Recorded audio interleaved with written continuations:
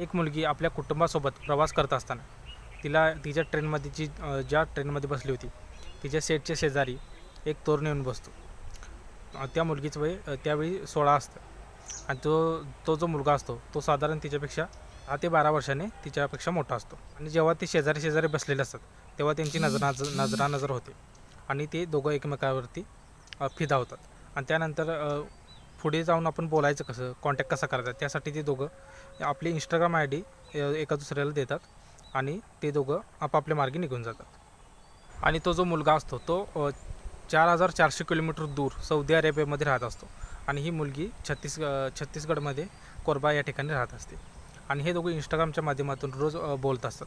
Video chat वगैरे त्यांचं सुरू असतं आणि रोज ज्यावेळी हे व्हिडिओ चॅट करत असतात त्यावेळी ती मुलगी बिना कपड्याची त्याच्यासमोर व्हिडिओ कॉलिंग करत असते आणि त्यामुळे या दोघांची बातचीत रोजच सुरू असते. मग एके दिवशी ती मुलगी त्या मुलग्याला म्हणते की किती दिवस तू असं इंस्टाग्रामवरती व्हिडिओ कॉलद्वारे मला असं बघत राहणार, तर कधीतरी प्रत्यक्षात समोर तरी ये. त्यावरती तो मुलगा म्हणतो की तू कधी सांगशील तेव्हा मी यायला तयार आहे. आणि जेव्हा तो मुलगा 4400 किलोमीटरचा प्रवास करून छत्तीसगड कोरबामध्ये येतो तेव्हा त्याचे 17 तुकडे केले जातात. आणि हे जेव्हा तेथील लोकांना समजतं तेव्हा सगळे आश्चर्यचकित होतात आणि पोलिसांना पण समजत नाही की हा कत्तल कोणी केला आहे. तर नमस्कार मित्रांनो, गणेश क्रिएशन या आपल्या यूट्यूब चॅनलवरती मी गणेश तुम्हा सगळ्यांचे स्वागत करतो. छत्तीसगडमधील कोरबा या ठिकाणी एक मोठा तलाव असतो. त्या तलावाच्या शेजारून काही व्यक्ती जात असताना त्यांना एक विचित्र म्हणजे दुर्गंध येत असतो. आणि तो दुर्गंध कशाचा हे बघण्यासाठी एक व्यक्ती तिथे त्या तलावाशेजारी जातो. तर तिथलं दृश्य बघून तो हैराण होतो. तिथे त्याला एका मनुष्याच्या शरीराचे तुकडे पडलेले दिसतात आणि त्यानंतर तो आरडाओरड करतो आणि तिथील आजूबाजूच्या सगळ्या लोकांना तो जमा करतो.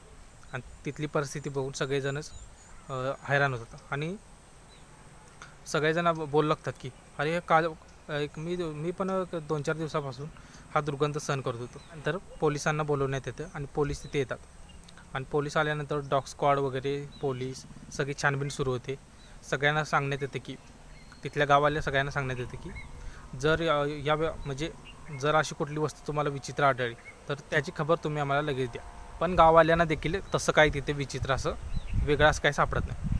आणि त्यानंतर तिथे सगळी आजूबाजूचे छानबीन करताना त्यांना तिथे एक बॅग सापडते आणि त्या बॅगमध्ये त्यांना हवा असणाराच पुरावा तिथे त्यांना सापडतो.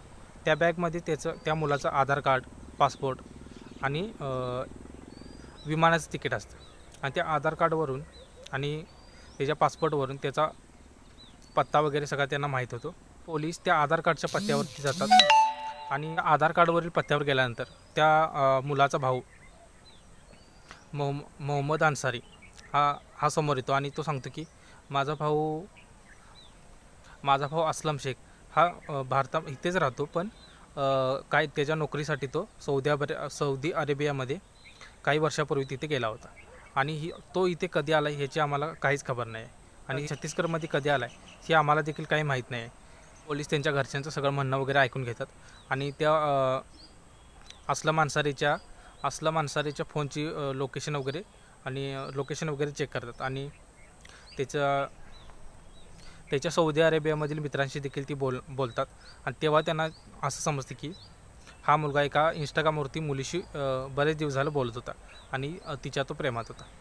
त्यावरती पोलीस सगळे इंस्टाग्राम ID वगैरे त्याचे इंस्टाग्राम ID वगैरे चेक करतात आणि त्याच्यामध्ये त्यांना ती मुलगीचा ID सापडते.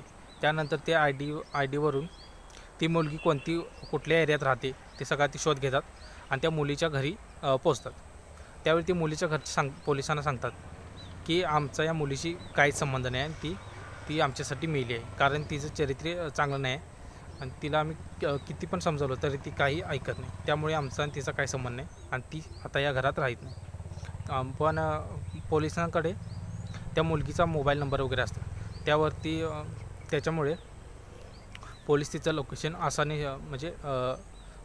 लोकेशन ट्रेस करतात आणि ती कुठं आहे तिचा ते शोध घेतात.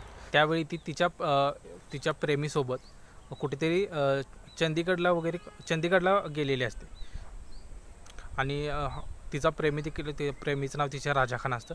तो देखील सराईत म्हणजे गुंडच म्हणा, सराईत गुंडच असतो आणि ही त्याच्या प्रेमात असते. आणि आणि तो जो असलं मांसाहारी असतो, तो ज्याच्याशी ती इंस्टाग्रामवरती कनेक्टेड असते, तो तिला कधी लागेल तेव्हा तो तिला पैसे ट्रान्सफर करत असतो. ती जेव्हा केव्हा डिमांड करेल तेव्हा तो तिला हवे तेवढे पैसे तो देत असायचा. आणि त्यानंतर त्या मुलगीने असा विचार केला की जर मुलगीने आणि त्या राजा खानने म्हणजे तिच्या जुन्या प्रेमीने असा प्लॅन बनवला की ह्याच्याकडं तर भरपूर पैसे असणार, त्यामुळे आपण असे थोडे थोडे पैसे मागण्यापेक्षा आपण डायरेक्ट ह्याच्याकडून सगळे पैसे एकदमच घेऊया.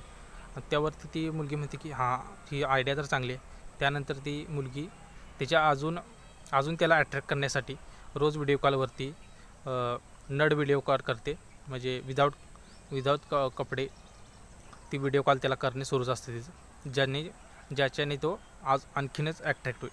आणि त्यानंतर ती म्हणते की असं किती दिवस तू व्हिडिओ कॉलवरती बोलणार आहेस, कधी प्रत्यक्षात कधी येणार. त्यावरती तो म्हणतो की तू कधी सांगशील तेव्हा मी यायला तयार आहे.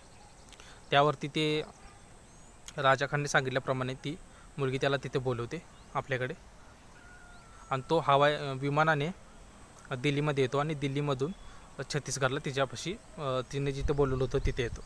आणि त्यावरती राजा खान आणि त्याचे साथीदार त्याच्या गळ्यावरती सुरा लावतात आणि तुझ्याकडे जेवढे पैसे असतील तेवढे काढ म्हणून त्याला धमकी देतात.